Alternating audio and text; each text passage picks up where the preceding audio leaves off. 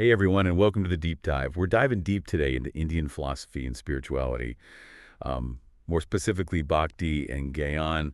We got a request from a listener to really try to understand what the core differences are between those two paths.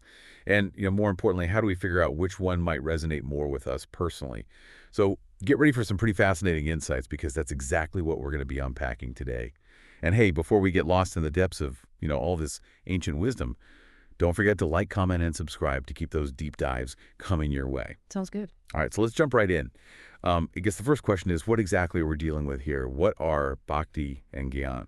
Yeah, that's the million-dollar question, isn't it? It's one that's echoed through, centuries of spiritual seeking. At their core, Bhakti and Gyan represent these two distinct yet intertwined paths to the divine. Bhakti, in essence, is the path of devotion, cultivating a heart just overflowing with love and surrender to, a personal God. So imagine it as this doubly emotional connection, this passionate yearning for union with the divine. Gyan, on the other hand, is the path of knowledge, of seeking that ultimate truth through self-realization. It's about piercing the veil of illusion, transcending, the limitations of our ego, and realizing our true nature. Okay, so we're kind of talking about heart versus head here, feeling versus knowing. But I think our sources suggest that it's a little more nuanced than that, right? It's not as simple as just choosing a path based on whether you're an emotional person or an intellectual person. Exactly. Think of it like this. Bhakti is about drawing the divine into your heart, while Gyan is about recognizing the divine that's already within. And this is kind of where the concept of temperament comes in. While both paths are, technically open to all, different individuals might find themselves naturally drawn to one over the other. So it's about really understanding our own inner landscape, our natural inclinations. Our sources use some really fascinating examples to illustrate this. Yes. Consider the legendary Bhakti saint, Mirabai. Her life was a testament to the power of devotion. Her poetry, her music, her every breath was this offering of love to Krishna.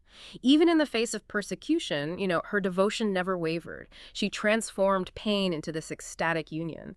Now contrast that with Adi Shankaracharya, the brilliant philosopher and proponent of Vedanta. He really emphasized knowledge of the self, the realization of our oneness with Brahman, as the key to liberation. His approach was deeply intellectual, focused on rigorous inquiry and dismantling false perception. Wow.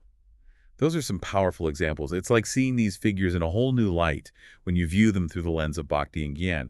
But both paths have really deep roots in those ancient Indian texts, right? So where do the scriptures stand on all of this? They both, Bhakti and Gyan, find profound support in that vast library of Indian scriptures, although the emphasis can vary across the different texts.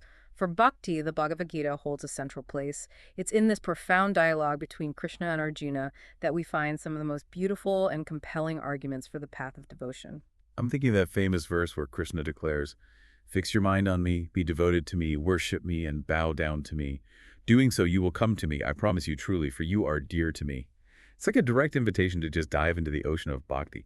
What about Gyan? What are some of the key scriptural references for that path? For Gyan, the Upanishads are foundational. These ancient texts, they delve into the nature of Brahman, the ultimate reality, emphasizing that self-knowledge is that path to liberation. They encourage us to look inward, to inquire into the true nature of the self, and to recognize our inherent unity with the divine. Then there's the Viveka Chudamani, a masterpiece by Adi Shankaracharya himself, which so eloquently lays out the principles of Advaita Vedanta, asserting that self-knowledge is that sole means to liberation. But here's where it gets really intriguing. The Bhagavad Gita, which seems so firmly, on the side of Bhakti, also contains this seemingly contradictory passage where Krishna actually suggests taking refuge in devotion if meditating on the formless is difficult. It's almost as if he's saying that Bhakti is the easier option. How should we interpret that? That's such a fascinating point. And, it sparked countless debates among, philosophers and spiritual seekers alike. The question of whether Bhakti is inherently, quote unquote, easier than Gyan is very complex. Some argue that Krishna was simply acknowledging the challenges of, abstract meditation. And he was offering a more accessible path for those who find it difficult to grasp that formless nature of the divine. Others would suggest that both paths demand equal effort and dedication. But the challenges manifest differently. Bhakti would require the surrender of the ego's desires and attachments, while Gyan demands this rigorous self-inquiry and the dismantling of our limiting beliefs. So it's not about one path being easier or harder, but about recognizing those unique challenges inherent in each. It seems like this whole debate over the relationship between Bhakti and Gyan actually played a significant role in the development of all these different philosophical schools. Right. Absolutely. The tension between these two paths gave rise to some of the most fascinating philosophical debates in Indian thought. Think of it like this grand intellectual wrestling match. You've got different schools of thought vying for supremacy. So we've got these philosophical heavyweights, stepping into the ring, each with their own interpretation of Bhakti and Gyan. Who are some of the key players in this philosophical showdown? Well, we can't talk about this debate without mentioning the three major schools of Vedanta: Advaita, Vishishtadvaita, and Dvaita. Each of these schools offer a unique perspective on, like, the nature of reality and the relationship between the individual self and the divine. Okay, let's break it down a little bit. What's the main idea behind Advaita Vedanta? Advaita Vedanta, which was championed by Adi Shankaracharya, emphasizes that non-dual nature of reality. It asserts that there's ultimately only one reality, Brahman, and that individual self, the Atman, is in essence identical to Brahman. The perceived separation is an illusion, a product of ignorance. So for Advaita Vedanta, it's all about realizing that oneness with the ultimate reality, right? But where does Bhakti fit into all of this? Shankara, while acknowledging the importance of bhakti, saw it primarily as a preparatory step for Jnana. He believed that devotion purifies the mind, removes obstacles, and prepares the individual for that ultimate realization of non-duality. So it's kind of like clearing the path for the mind to awaken to its true nature. So Bhakti is kind of like a stepping stone to Gyan in Advaita Vedanta. What about Vishishtadvaita Vedanta? How does that school view the relationship between these two paths? Vishishtadvaita Vedanta, which was advocated by Ramanuja, takes a slightly different approach. It proposes a qualified non-dualism, meaning that while the individual self is ultimately connected to God, it retains a distinct identity. So it's not about a complete merging, but rather a loving union, where that individual self maintains its uniqueness. That's an interesting distinction. Where does Bhakti stand in this school of thought? For Ramanuja, bhakti isn't merely a preliminary step, but the supreme path to liberation. He emphasized the personal aspect of God, the loving relationship between, the devotee and the divine. He argued that true knowledge actually culminates in loving devotion, and it's through this surrender and this love that we attain liberation. So we've got Advaita seeing Bhakti as means to Gyan, and Vishishtadvaita elevating Bhakti as that ultimate path. What about Dvaita Vedanta? What's their take on this whole philosophical tug of war? Dvaita Vedanta, represented by Madhva, goes in a completely different direction. It rejects the concept of monism altogether, emphasizing the eternal distinction between the individual self and God. So for Dvaita Vedanta, there's a clear separation between the devotee and the divine. How does that affect their view on Bhakti and Gyan? Madhva advocated for this exclusive devotion to Vishnu as the sole path to liberation. He emphasized the importance of, complete surrender to God's will, recognizing our dependence on the divine. For Madhva, Gyan, in the sense of realizing that oneness with God is not the ultimate goal. It's about understanding the glory and the majesty of God and surrendering to his divine grace. Okay, so we've got these three distinct philosophical camps, each with their own interpretation of Bhakti and Gyan. It's amazing how this debate has fueled centuries of philosophical inquiry. But let's shift gears for a moment. What about the Bhakti movements? How did they shape the understanding and practice of devotion in India? The Bhakti movements, which swept across India from the 12th century onwards, were this powerful force in democratizing spirituality. They really emphasized that direct experience of the divine, bypassing those complex philosophical debates and making spirituality accessible to people from all walks of life. It's like they brought spirituality out of the ivory towers and into the streets, right? Their focus was on the heart, on that raw, passionate connection with the divine. Exactly. Figures like Kabir with his soul-stirring poetry that transcended those religious boundaries, and Mirabai with her unwavering devotion to Krishna became icons of the Bhakti movement. They showed that devotion wasn't limited to scholars or priests. It was this path open to everyone. Their lives and their teachings emphasized that transformative power of love, the ability of devotion to dissolve the ego and unite the individual with the divine. So we've covered a lot of ground here, from scriptural foundations to those philosophical debates and the rise of those Bhakti movements. But let's kind of get down to brass tacks. What does it actually look like to walk these paths? What does a Bhakti-oriented life actually entail? Living a Bhakti-oriented life is about immersing yourself in the sweetness of devotion. It's about making every thought, word, and action an offering to the divine. This can manifest in various ways, chanting the names of God, singing devotional songs, engaging in those rituals and ceremonies, or simply cultivating a constant awareness of God's presence in every aspect of life. So it's about cultivating that inner connection, that constant remembrance of the divine. But what about Gyan? What are some of the practices and characteristics of a Gyan-oriented life? A Gyan-oriented life is about sharpening the intellect, cultivating discernment, and ultimately realizing the truth of our being. This involves practices like meditation, self-inquiry, contemplation of those scriptures, and engaging in philosophical discussions that challenge our assumptions and help us see through the illusions of the ego. So Bhakti is about cultivating the heart, while Gyan is about training the mind.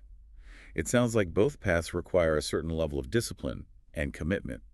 What are some of the challenges or potential pitfalls someone might encounter on each path? That's a great question because both paths have their own unique challenges. In Bhakti, one of the biggest pitfalls is blind faith. It's easy to get swept up in that emotional current of devotion without developing that solid foundation of understanding. So it's important to balance the heart with the head, to make sure that devotion is rooted in genuine knowledge and not just like emotional sentiment.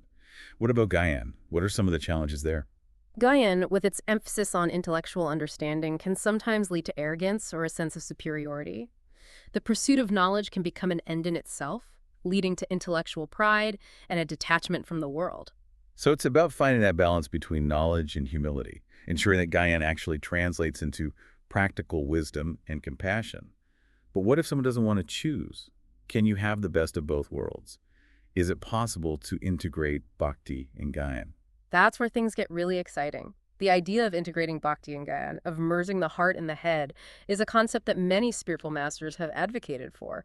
And it's something that's hinted at even within the scriptures themselves. You're right. The Bhagavad Gita itself suggests that knowledge ultimately culminates in devotion, that as our understanding of the divine deepens, it naturally leads to that state of loving surrender. It's like the two paths are ultimately converging towards the same destination, just taking different routes.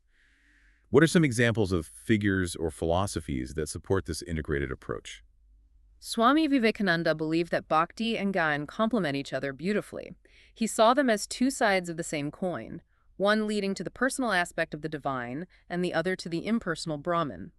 For him, a holistic spiritual path involved cultivating both love and knowledge, allowing them to enrich and deepen each other. And then we have Sri Ramakrishna, this remarkable mystic who really embodied this whole integration of Bhakti and Gyan. His life was a testament to the power of embracing both paths. He famously used that analogy of sugar syrup and crystallized sugar to illustrate their shared essence. They're both sugar, just in different forms, and both ultimately offer that same sweetness. It's a beautiful way to understand how these seemingly different paths can lead to the same ultimate goal. What's so fascinating about Ramakrishna's approach is that he didn't just talk about this integration, he lived it. He immersed himself in all these various spiritual traditions, exploring, both devotional and knowledge-oriented practices. His life became this living example of how Bhakti and Gyan can so harmoniously coexist and really enhance each other. So it's not just a theoretical concept, it's something that can be practically implemented in our own lives. For someone listening who's kind of intrigued by this idea of integration, how would you suggest they go about incorporating both Bhakti and Gyan into their own, spiritual practice? It's about creating a balanced spiritual diet, if you will. Imagine a day where you start with those Bhakti-oriented practices, like chanting or meditation on a personal form of the divine. As you move throughout your day, you engage in karma yoga, selfless action, performed with dedication and a sense of offering to the divine. And as the day winds down, you dedicate some time to those Gyan-oriented practices like self-inquiry or contemplation of scriptures. So a little bit of heart-opening devotion in the morning, some grounded action in the world throughout the day, and then some mind-expanding contemplation in the evening. Sounds like a recipe for a well-rounded spiritual life. But let's go back to our listener's original question. How does one ultimately choose the right path amid all these different perspectives? The ultimate decision is such a personal one. There's no right or wrong answer. It's about tuning into your own inner compass, understanding your natural inclinations, what resonates with you, what brings you joy, what feels most authentic to your being. So it's about self-awareness, about paying attention to those inner nudges that are kind of guiding us towards our own unique path. But I imagine having a guide, a mentor, could be incredibly helpful in this process, especially when you're navigating those moments of doubt or confusion. Absolutely. The guidance of a guru, a spiritual teacher who's already traversed the path, can be invaluable. They can offer personalized advice based on their experience and wisdom, helping you navigate all those twists and turns of the spiritual journey. So find a guru, listen to your heart, and trust your instincts. But let's get practical again. Our sources mentioned a pretty interesting experiment for those still struggling to decide. Yes. They suggest dedicating a month to each path, immersing yourself in its practices, and really observing your inner experiences. Spend a month fully engaging in those bhakti practices, like chanting, prayer, devotional singing, and see how it feels, how it impacts your heart, your mind, your overall sense of well-being. Then switch gears and dedicate a month to those Jnana-oriented practices, like meditation, self-inquiry, and study of the scriptures. Again, pay attention to your inner landscape. This direct experience can offer some valuable insights and help clarify which path resonates more deeply with you. It's like a spiritual test drive. You get to experience both paths firsthand and see which one feels like a better fit. But at the end of the day, isn't the ultimate goal of both paths the same? To transcend the limitations of our ego and realize our true nature. Precisely. Both Bhakti and Gyan, despite their different approaches, are ultimately pointing towards that same truth, the realization of our inherent divinity. Our sources leave us with a very thought-provoking question. If the goal is to transcend the ego, could it be that the very act of choosing one path over the other is a subtle manifestation of the ego itself? That's a powerful question to ponder. Maybe the true journey lies not in choosing, but in recognizing that unity, that interconnectedness of bhakti and gyan. It's about embracing the wisdom of both paths, allowing them to complement and enrich each other. Exactly. It's about transcending those limitations of our own minds and recognizing that the divine can be experienced in countless ways. Whether through the heart-opening ecstasy of bhakti or the mind-expanding clarity of gyan, the journey is ultimately about connecting with that deeper truth within ourselves. Well, listeners, we've explored the fascinating world of bhakti and gyan, unpacked their differences, their convergences, and ultimately their shared goal of leading us towards a deeper understanding of ourselves and the divine. We've delved into ancient scriptures, debated those philosophical perspectives, and even offered some practical tips for integrating these profound paths into your own life. Remember, the journey is yours to create. There's no one-size-fits-all approach. Listen to your heart, seek guidance from those you trust, and most importantly, enjoy the process of discovery. And if you enjoyed this deep dive into the world of bhakti and gyan, don't forget to like, comment, and subscribe to keep those philosophical adventures coming your way. Until next time, may your path be filled with love, wisdom, and the joy of self-discovery.